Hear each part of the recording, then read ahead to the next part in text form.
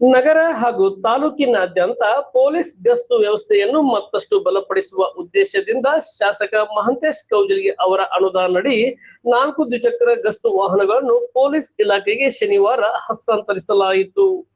ಈ ಸಂದರ್ಭದಲ್ಲಿ ಶಾಸಕ ಮಹಂತೇಶ್ ಕೌಜಲಗಿ ಅವರು ಮಾತನಾಡಿ, ಸಾರ್ವಜನಿಕರ ಸುರಕ್ಷತೆ ಹಾಗೂ ಕಾನೂನು ಮತ್ತು ಸುವ್ಯವಸ್ಥೆ ಕಾಪಾಡುವುದು ಪೊಲೀಸ್ ಇಲಾಖೆಯ ಪ್ರಮುಖ ಜವಾಬ್ದಾರಿಯಾಗಿದೆ. ಪೊಲೀಸ್ ಸಿಬ್ಬಂದಿ ನಿರಂತರವಾಗಿ ಗಸ್ತು ನಡೆಸಿ ಯಾವುದೇ ಅಹಿತಕರ ಘಟನೆಗಳು ನಡೆಯದಂತೆ ಮುನ್ನೆಚ್ಚರಿಕೆ ವಹಿಸಬೇಕು. ಗ್ರಾಮೀಣ ಹಾಗೂ ನಗರ ಪ್ರದೇಶಗಳಲ್ಲಿ ಪೊಲೀಸ್ ಗಸ್ತು ವ್ಯವಸ್ಥೆಯನ್ನು ಪರಿಣಾಮಕಾರಿಯಾಗಿ ನಡೆಸಲು ವಾಹನಗಳ ಅಗತ್ಯವಿದ್ದು, ಈ ಹಿನ್ನೆಲೆಯಲ್ಲಿ ಶಾಸಕರ ಅನುದಾನದಲ್ಲಿ 4 ದ್ವಿಚಕ್ರ ವಾಹನಗಳನ್ನು ಒದಗಿಸಲಾಗಿದೆ ಎಂದರು. ಹೊಸದಾಗಿ ನೀಡಿರುವ ವಾಹನಗಳನ್ನು ಸಮರ್ಪಕವಾಗಿ ಬಳಸಿಕೊಂಡು ನಗರ ಸೇರಿದಂತೆ ತಾಲೂಕಿನ ವಿವಿಧ ಗ್ರಾಮಗಳಲ್ಲಿ ನಿಯಮಿತ ಗಸ್ತು ನಡೆಸಬೇಕು. ಇದರಿಂದ ಅಪರಾಧ ನಿಯಂತ್ರಣದ ಜೊತೆಗೆ ಸಾರ್ವಜನಿಕರಲ್ಲಿ ಸುರಕ್ಷತೆಯ ಭಾವನೆ ಮೂಡಲಿದೆ.